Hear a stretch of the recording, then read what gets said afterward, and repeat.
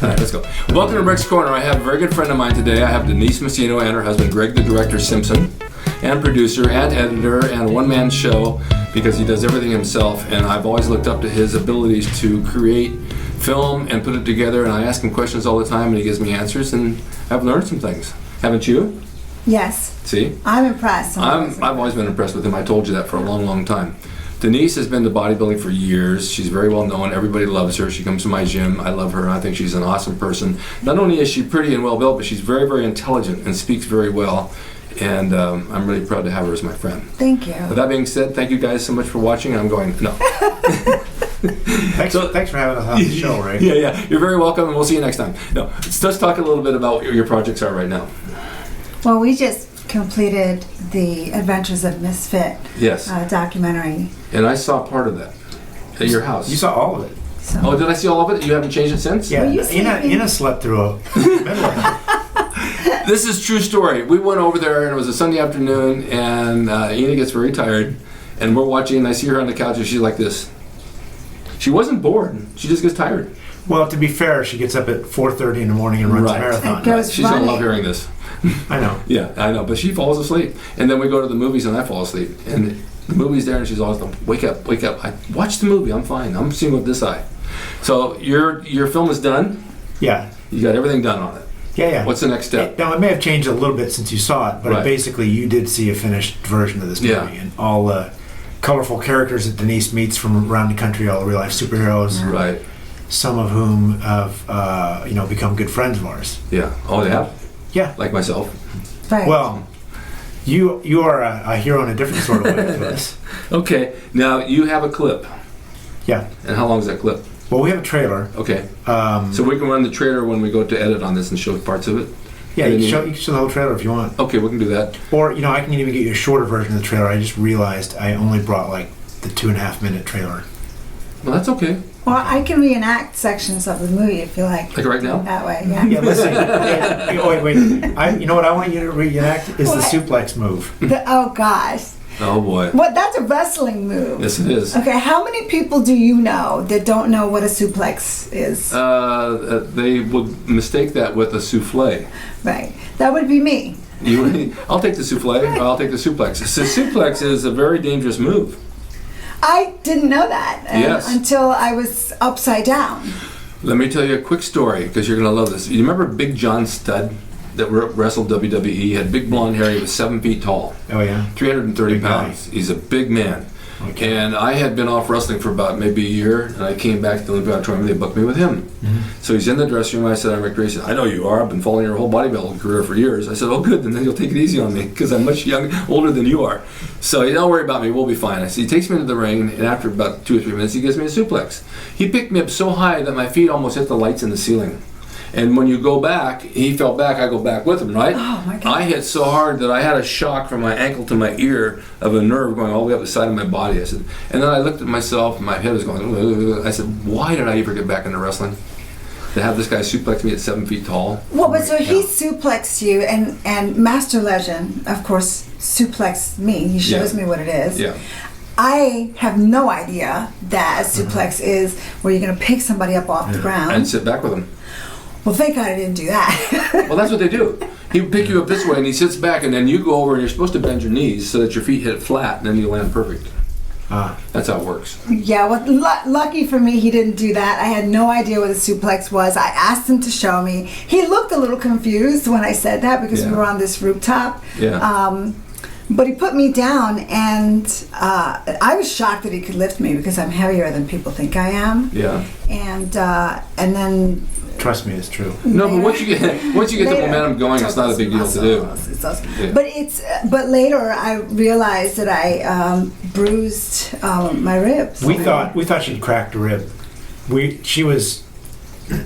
We were gonna go to the emergency room because she was having trouble breathing. Yeah, it's hard on you. It's definitely different. I mean, if you're not used to that, this is what happens in wrestling. People say, "Oh, it's fake. You never get hurt." Bullshit. You don't get hurt. You get hurt every time.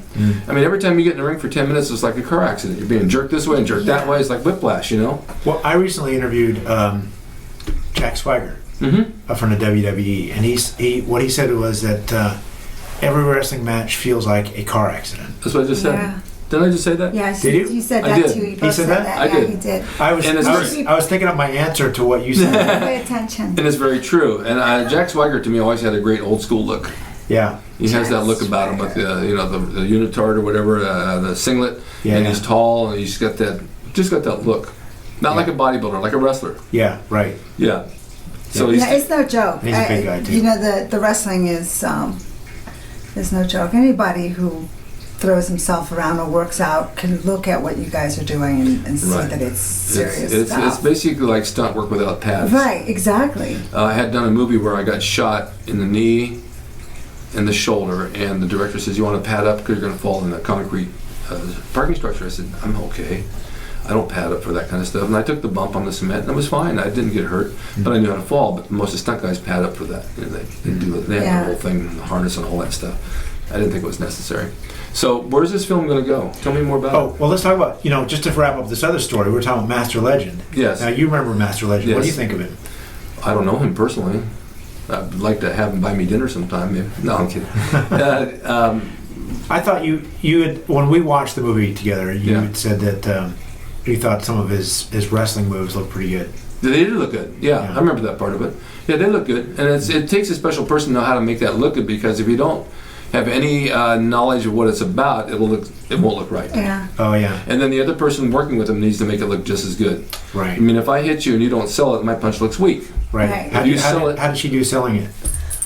That's pretty good. I went back. Wait. You gotta see the Wait, movie. sell Yeah. it. Go ahead. You got to sell it. If you sell it, I mean, it's like, oh man, it's just hit me right in the eye. But if no one sells it, it doesn't work. Yeah, right. Right. And that's what it's all about. And you did this wrestling thing, right? Then South, you were working on. Yeah, that Oklahoma. Yeah. Yeah, but that was collegiate type style wrestling. Yeah. It's very hard too. Yeah, Yeah. It's very hard. Yeah. It takes a lot out of you. yeah. Well, we But- saw, teenage kids with, cauliflower ears and concussions and I never got a cauliflower ear. I used olive oil on my ears. Mae Young told me, he said, "Just keep them soft, you'll never get one." And I got a broccoli ear, but that's a little bit different. It turned green. But after that, it was okay. is that when you were the demi Hulk? You talk to this. Yeah, exactly. You turned all green. Demi means semi. I was a semi-Hulk. I turned green everywhere, yeah. And my broccoli ear got even greener. Yeah.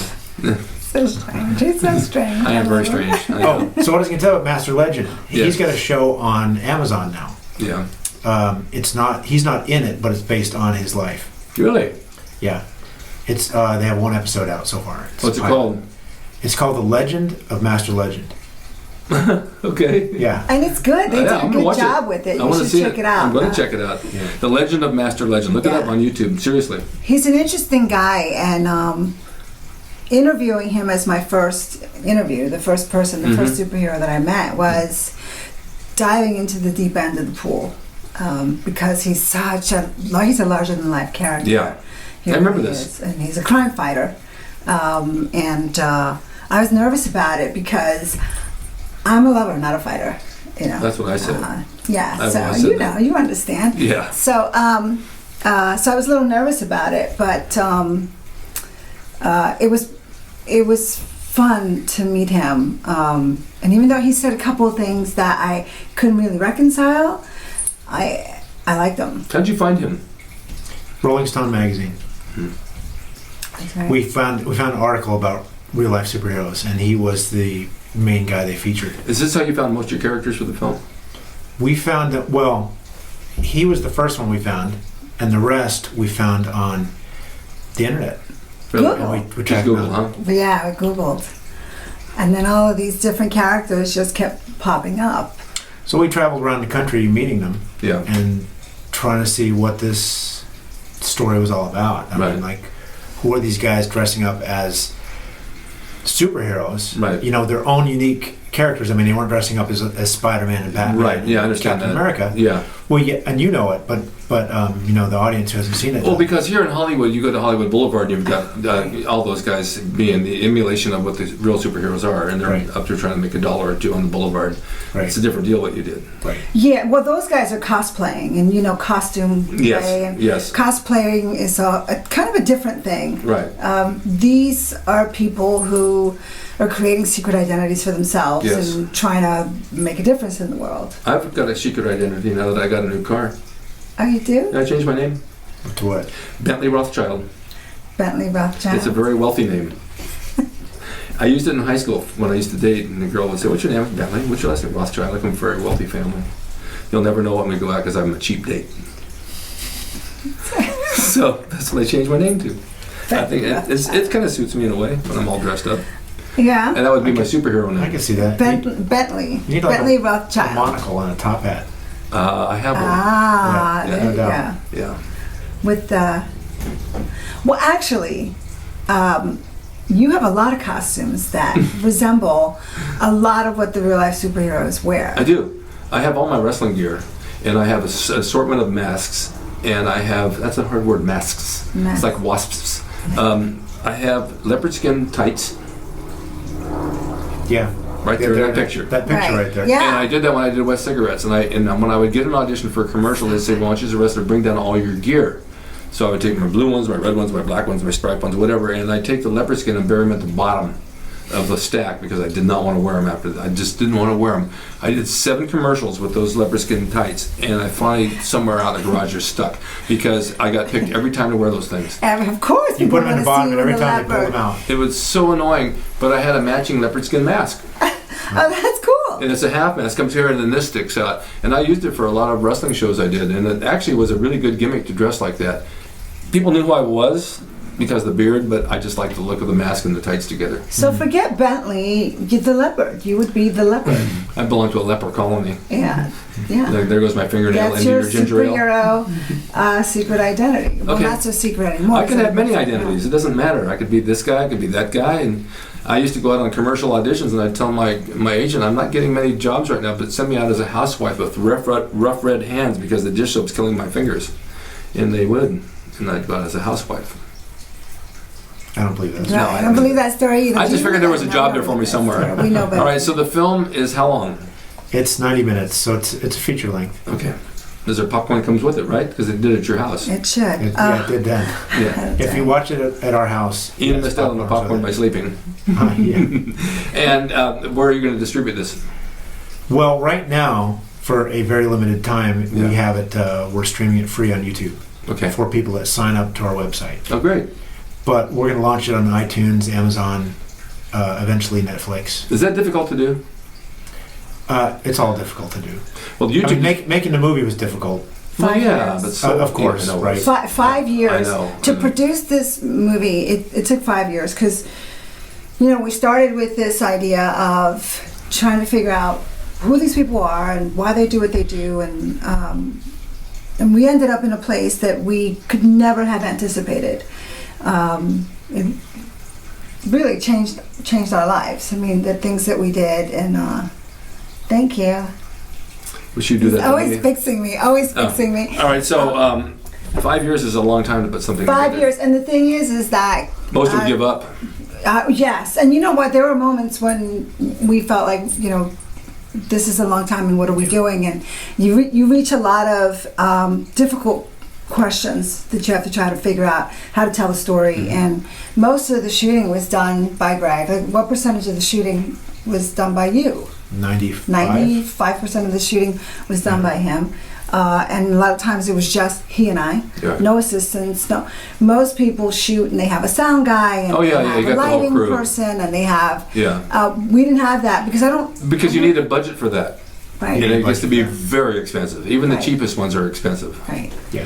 And so it's a minor miracle, really. What he did to pull this together is crazy. It's Well, as and- indie as indie gets. And talk about like wanting to give up. It's like swimming out Yes. and you're swimming to an island and you're halfway and you go, man, that's really fucking far. Right. Yeah. And then you go, well, I'm halfway out. Yeah. Right. What are you going to do? But Yeah. then you got to come back. You have it for me to show, right? Hmm? You have it for me to show on our show today, the clip. Clip, yeah. Well, let's take a break from. I grew up in the projects at the end of Coney Island, and it was literally a dead end. I went to a gym, and my life totally changed. I think I always fantasized about being a superhero. So one day, I'm reading a story about this guy. He calls himself a real-life superhero, and he goes out on the streets and he fights crime. So I decided to dig a little deeper. Are they vigilantes? Are they cosplayers? Yeah, I don't know. So I'm really interested in finding one of these guys and asking them why.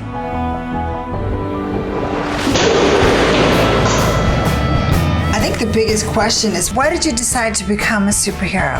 I guess you'd call it a Lord of the Rings type quest. No trouble, I'm just gonna leave, all right? I'm probably gonna push you a little bit against your limits. He's really cool. He kind of reminds me of like a Spider-Man.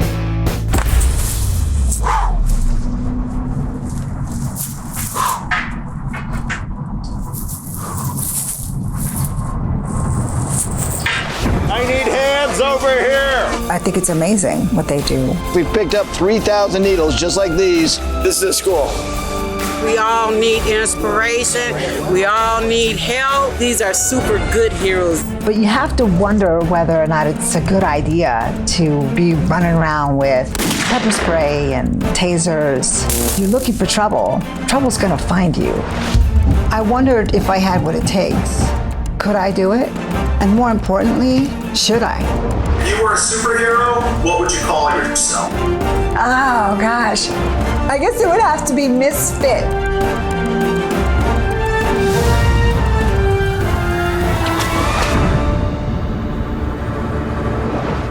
Oh, what did I get myself into?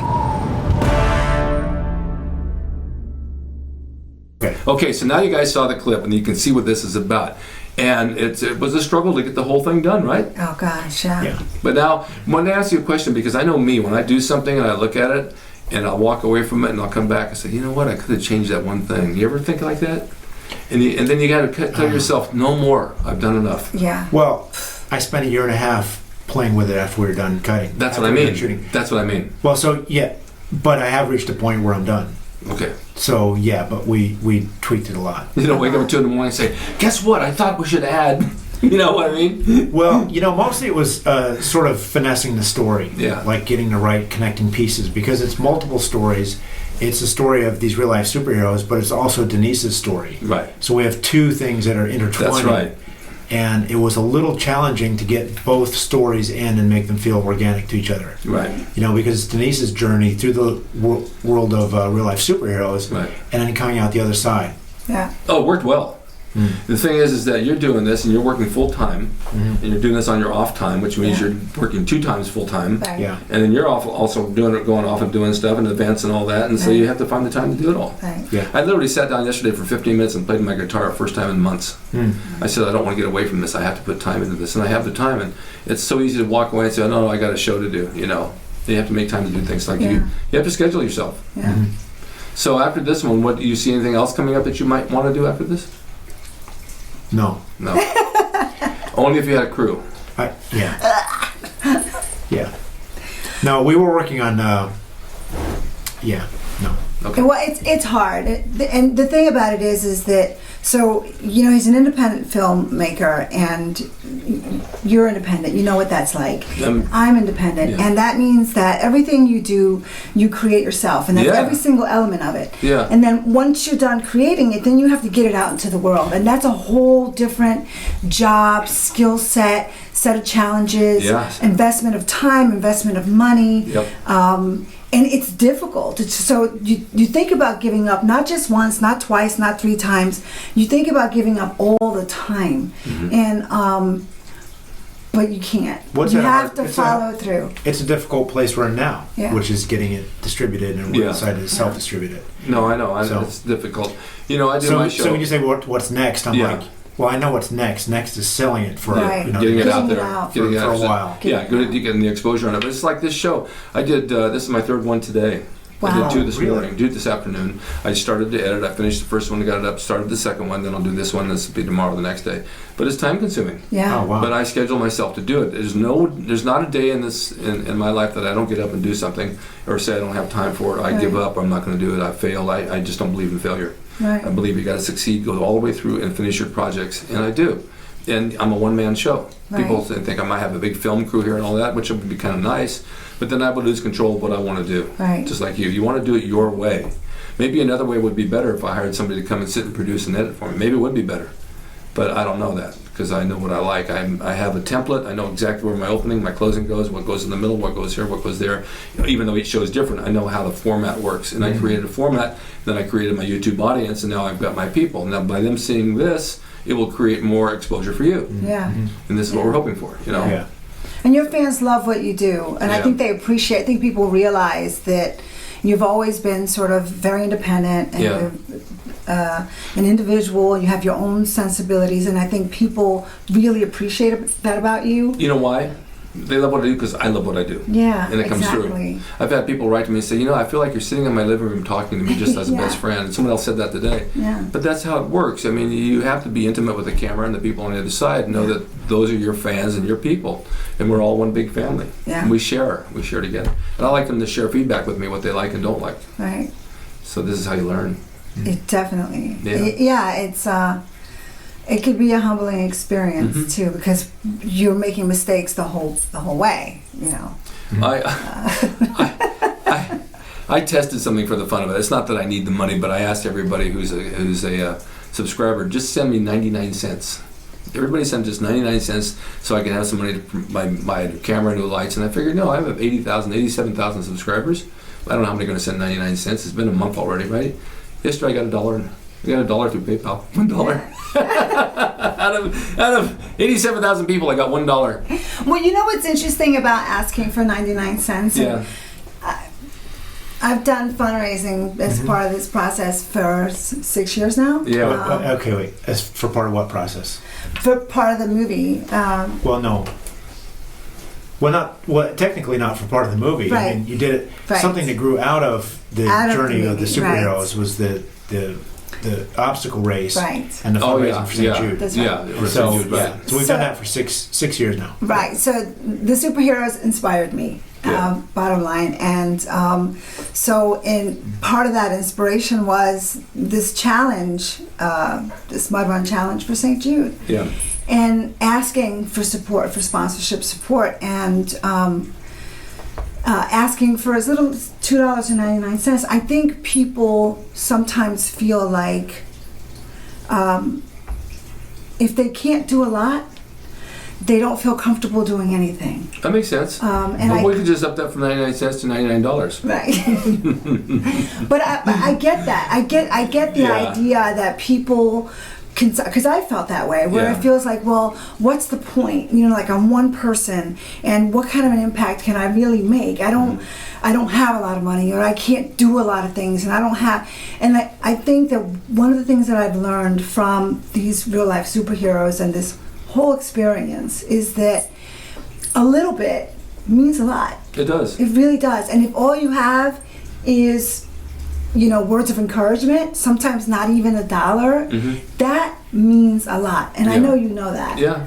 Because your fans tell you. Yeah. And that matters. And so I think part of what I learned and part of what I try to impress upon my fans and followers and all of our sponsors is that everything matters. It all matters. So let me ask you this, Dee. So you raised money for St. Jude, lots of small donations. Yeah.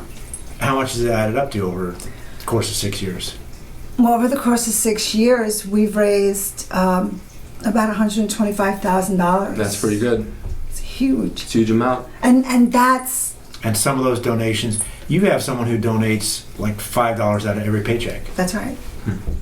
I have people who have donated, $5 every couple weeks, and I know what that means. Yeah. I mean, that means the world to me. It means the world, and it's nice that they even take the time to do it and then remember to do it. Yeah. It's not an easy task. Yeah. So to me, I mean, they're all heroes. Yeah. And it's the teamwork. Ultimately, for you, it's your audience, it's the people that inspire you, it's the people that you work with. Right. It's still a team. You're an individual, you're independent, and you're doing a lot of the work, as you are with the filmmaking and the entire process. But on some level, there is that, sort of that shadow team behind you encouraging you the whole way. I got a question for you, Denise. At what point, because you're going in this journey with the real life superheroes, we're meeting people around the country that really just jumping in cold, like Master Legend, we met him, and like within an hour, we're on the rooftop. We're asking him questions. We're on the rooftop, and he's showing Denise fighting moves. Right. Or Anti-Man and the Blue Blaze show up in the middle of nowhere, and you know, you have the strangest conversation with those guys. And so, and then you're climbing buildings with Danger Man. Right. At what point did you think that being a superhero might be a good idea and not a crazy idea? Well, I thought it was a crazy idea from the beginning. Right.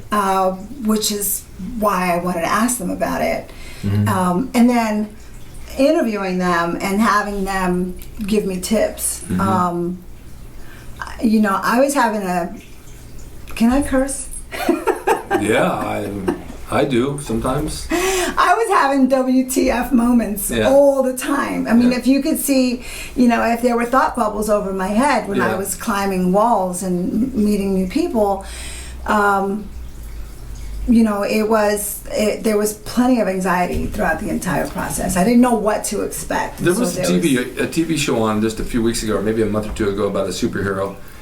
Or he thought he was a superhero, and he would get caught in these crime things. He'd always fall down and hurt himself, and nothing was going on with it. I don't remember a whole lot about it, but I know I saw it. But it was based on something like that. And then I don't know what happened to the series, but it was interesting. Yeah. I like stuff like that. Yeah. Well, our journey represented, kind of resembled a real life Kick-Ass. Yeah. Oh, yes, I mean, for sure. You know, I think these guys existed before Kick-Ass the movie did. Yeah. But after the movie, I think there were even more of them. Yeah. And there's hundreds of people all over the country. Absolutely. But what made you decide to?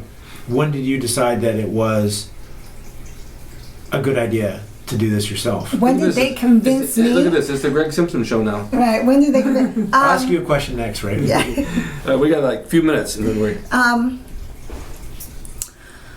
Well, I met people that were doing real things. I mean, I met people that I saw were making a difference. You know, I met women in the superhero community that were organized, and I think more than anything, I had a perspective shift.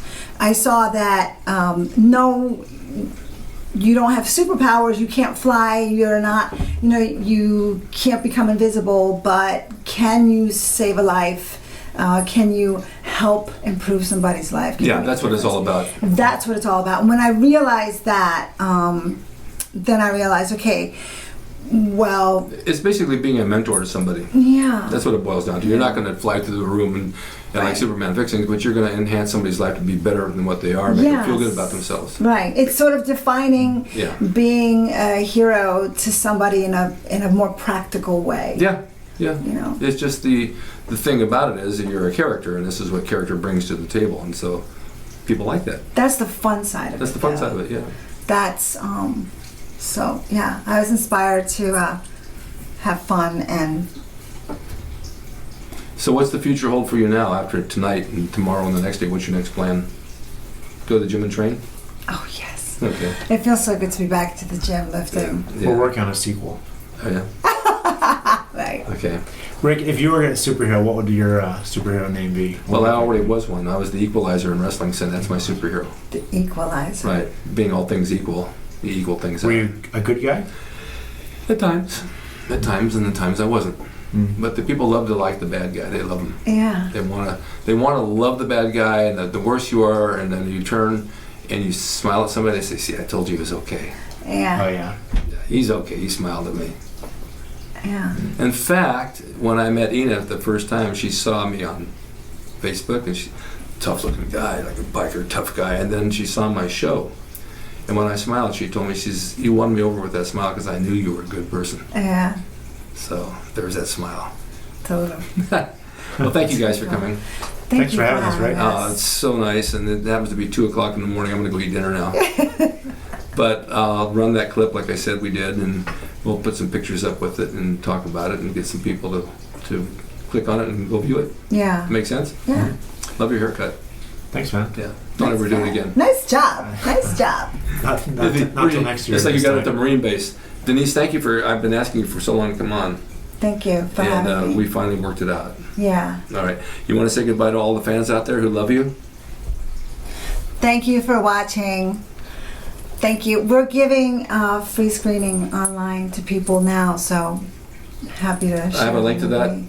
Yeah. Okay, so give you I'll put a link up for that. For a limited time. Yeah, for No, that's all right. Because the show's You gonna can watch live it forever. for The free. show will live forever. It will live forever, but there's limited engagement, as they say right now. Thank you guys for watching Rick's Corner. I'm going to put a link up to that. Be sure you watch it, click on it, and you can write to us and tell us what you think. And we'll see you next time, right? Bye-bye. Bye. Say bye, Greg.